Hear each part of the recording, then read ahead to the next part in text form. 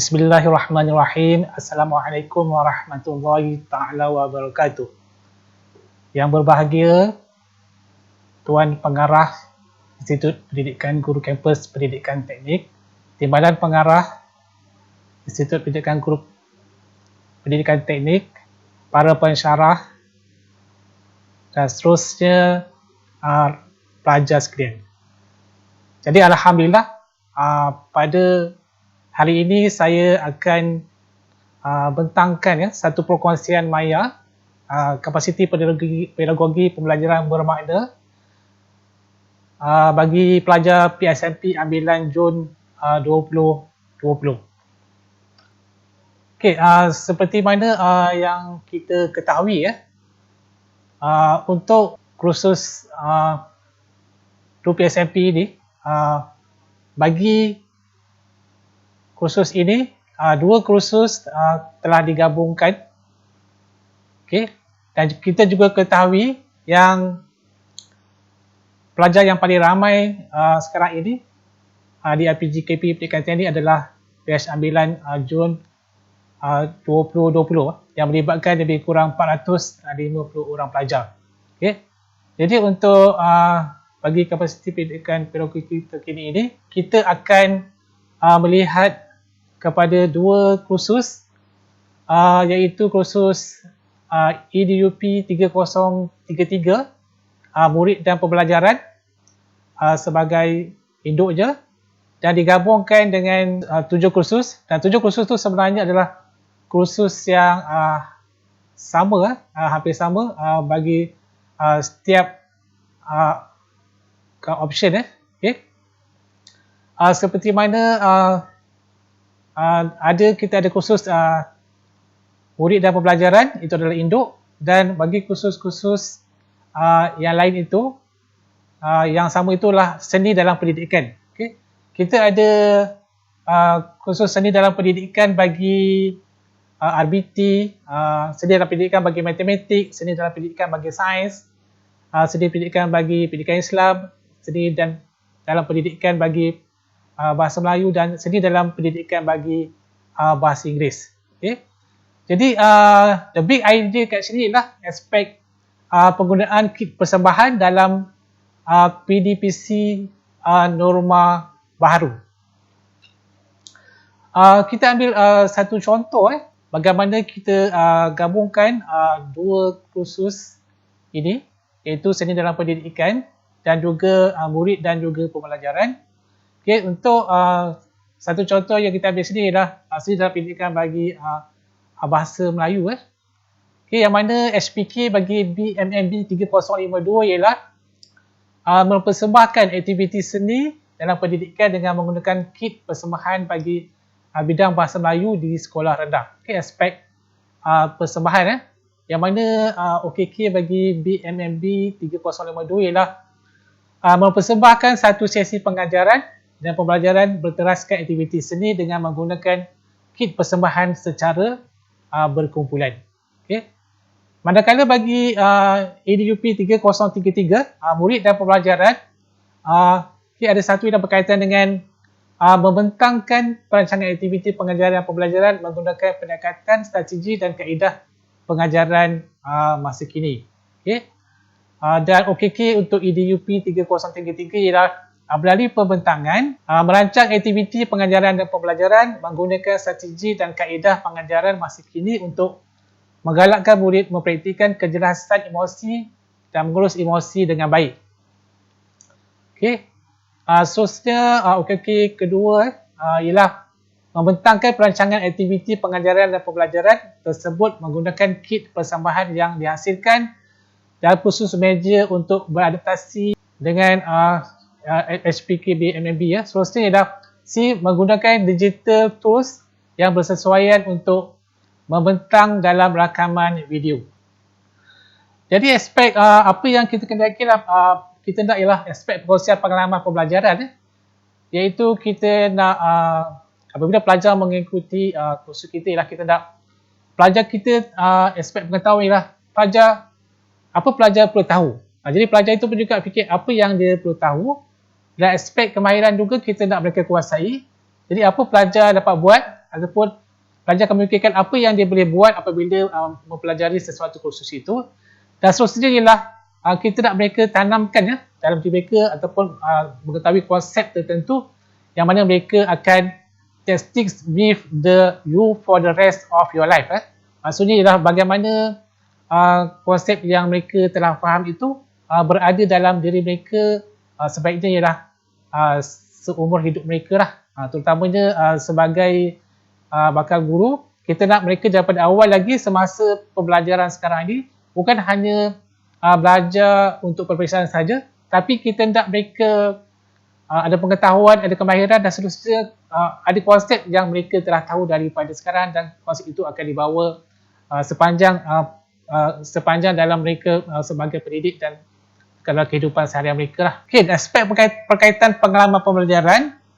Jadi kita tahu bagi gabungan dua subjek ini, okay, ialah the big idea yang kita nak lah aspek penggunaan kit persembahan dalam PDPC norma baharu. Okay, the big idea dia.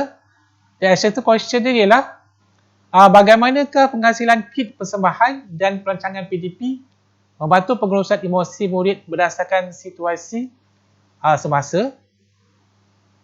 Dan kompetisi dalam sini lah kita nak aspek ada terwujudnya aspek sasia, kewarganegaraan, kolaboratif, komunikasi, kreativiti, pemikiran kritis, semasa mereka membuat kerja kursus ini, akan terbina perkara tersebut. Dan seterusnya juga kita hendak mereka mempunyai keyakinan diri, menghubungi ataupun berkolaborasi dengan rakan pembelajaran, iaitu learning partnership.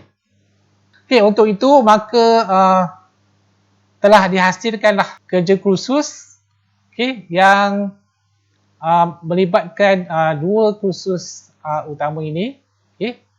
Yang pertama seni dalam pendidikan. Seni dalam pendidikan yang kita akan lihat kepada aspek persembahan kumpulan. Persembahan kumpulan.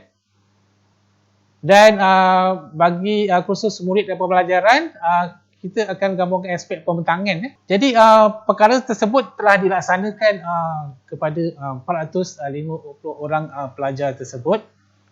Jadi sepanjang 2 hari ini kita akan lihat apakah hasil-hasil yang mereka telah dapat. Jadi hasil perkongsian KPPB yang kita akan lihat dalam pembentangan mereka nanti, kita akan lihat bagaimana aspek perkongsian pengalaman pembelajaran yang dilalui berkaitan kursus-kursus yang dilaksanakan secara interdisciplinary ini. Bagaimana mereka berkongsi berkaitan tentang pengalaman pembelajaran mereka. Seterusnya ialah pelajar akan berkongsi tentang pengalaman belajar, cara belajar, aspirasi, perhubungan serta ownership terhadap projek yang dihasilkan. Ownership tu dan cabaran atau peluang untuk ditambah baik sepanjang proses pembelajaran yang dilalui. Dan juga pelajar juga akan memberi maklum pelas terhadap pengetahuan, aspek kemahiran dan konsep pembelajaran bermakna yang telah diperolehi, dan aspek pembentangan yang dibuat oleh pelajar dikaitkan dengan big idea. Dan satu question, tugasan serta aspek-aspek yang lain seperti rakan pembelajaran, kompetensi pembelajaran bermakna 6C dan lain-lain yang berkaitan lah. Jadi seterusnya aspek pembentangan pelajar yang kita akan lihat juga ialah bagaimana mereka menunjukkan kreativiti mereka lah. Semasa berkongsi pembelajaran berdasarkan interdisipliner yang mereka telah alami. Contohnya ialah kita mohon minta pelajar untuk menghasilkan bahan-bahan bantu mengajar.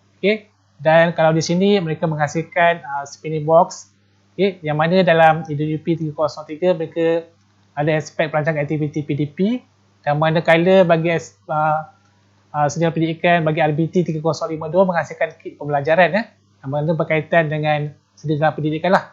Ada seni visual, seni pergerakan, seni muzik dan nilai tambah.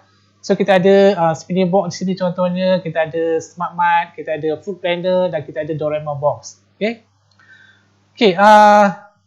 Dan hasil KPPB juga yang apabila murid pelajar telah pergi ke sekolah semasa PBS yang mana dalam tugasan 1 dan 2 dalam EDUP 3033 pelajar mempunyai peluang untuk berkongsi dengan rakan pembelajaran dengan berkaitan dengan protokol temu bual. Yang mana dalam perkongsian tersebut pelajar belajar bahawa sebuah protokol temu bual perlu mendapat pengesahan individu, pakar ataupun expert review. Dan selepas proses tersebut barulah protokol temu bual tersebut digunakan dalam kajian lapangan semasa pelajar menembual guru di sekolah semasa PBS. Dan kita juga lihat yang pelajar juga berpeluang berinteraksi dengan pihak sekolah untuk mohon kebenaran mengedar soal sidik, dan ini meningkatkan kompetensi sahasiah mereka lah. Seperti pelajar berani menjalin kerjasama dan meningkatkan komunikasi semasa berinteraksi. Dan dalam analisis dokumen, pelajar berpeluang memupuk kemahiran membuat berkaitan, mengenal pasti pola dan membuat refleksi dari berkaitan dapatan yang diperoleh dengan dapatan literature. Dan proses analisis dokumen membolehkan pelajar berlatih kemahiran penangkulan dan pemikiran kritis yang mantap, termasuk membuat interpretasi, analisis tesis dan penilaian. Dan maka proses pembelajaran ini membantu mereka dalam pembedaan ilmu yang bermakna sekaligus meningkatkan elemen critical pelajar. Dan dalam tugasan 3 dalam EDUP 3033, so pelajar dia akan bekerjasama dan berusaha ke arah memahami big idea melalui pelbagai proses dan juga kemahiran berfikir. Pelajar berpeluang menyelesaikan masalah daripada pelbagai perspektif dengan mengemukakan perancangan aktiviti PDP menggunakan strategi dan kaedah PDP masa kini dari kit dan kursus meja. Dan kita tahu walaupun macam agak membebankan pelajar apabila perlu membuat beberapa perkara dalam PBS, tapi sebenarnya mereka telah dimudahkan kerana mereka hanya perlu buat satu pembentangan saja untuk kedua kursus inilah. Dan seterusnya kita lihat kepada hasil yang dinilai oleh beberapa orang pensyarah tentang apa yang telah mereka hasilkan pembentangan yang mereka telah hasilkan tu. Daripada Dr. Nursinta Shoaib, dan beliau mengatakan tahniah, pembentangan anda dilakukan dengan jelas dan anda bertiga boleh menyampaikan topik perkongsian pengalaman pembelajaran yang dilalui dengan baik. Bahasa yang anda guna juga adalah bersesuaian dengan semua peringkat umur. Cuma dari aspek keyakinan untuk membuat pembentangan boleh ditambah baik. Dan Dr. Hasilan juga mengatakan, tahniah, learning intention and success kriteria anda menunjukkan anda jelas tentang perkara yang perlu anda pelajari. Saya harap anda akan menetapkan learning intention and success kriteria ini pada hari pertama kuliah semester hadapan. Jadi ini juga memberi pendedahan kepada pelajar untuk mereka mempelajari ilmu barulah, yang mana ilmu yang mereka pelajari itu mereka boleh gunakan untuk masa-masa akan datang. Ia membantu anda untuk lebih faham kursus yang anda pelajari dan anda boleh kaitkan pembelajaran tersebut dengan kehidupan seharian anda. Dan penilaian Dr. Eli Haji Karim pula ke atas satu pembentangan pelajar ialah beliau mengatakan mantap dalam durasi 10 minit banyak perkara dapat dibincangkan. Penerangan tentang kit jelas, aspek pengetahuan dan kemahiran diterangkan dengan baik. Cuma aspek perhubungan aspirasi tidak dijelaskan oleh Mustafa, sekadar poin saja, tetapi telah diprint oleh Aina. Apa contoh teori kognitif? Bagi EQ dan IQ, Q merujuk kepada quotient dan bukannya Q merujuk kepada quotient bukannya quality. Ini beberapa pandangan lah yang diberikan oleh Dr. Eli Haji Karim. Itulah sahaja antara perkongsian saya pada hari ini. Sekian, terima kasih.